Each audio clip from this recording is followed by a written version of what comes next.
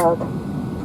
Please make sure that your tray table is closed and your seat is in the upright position with the armrest down. During takeoff and landing, all windows blinds must remain open. If the pressure in the cabin drops sharply, oxygen mask will automatically fall from the overhead panels.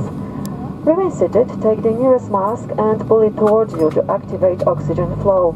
Place it over your nose and mouth. Wrap the elastic band around your head and breathe normally. Put on only mask on first and then help the others. In the event of sudden drop in cabin pressure, the protective masks must be removed before wearing oxygen masks. Our aircraft is equipped with 6 emergency exits, clearly marked with exit signs.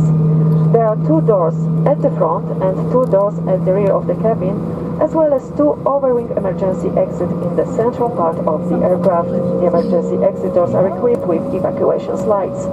Please get to know where the emergency exits are located and be aware that the nearest exit might be located behind you. The emergency floor lighting will guide you to the exits. We remind you that smoking and the use of e-cigarettes is strictly prohibited on board this aircraft, including the lavatories.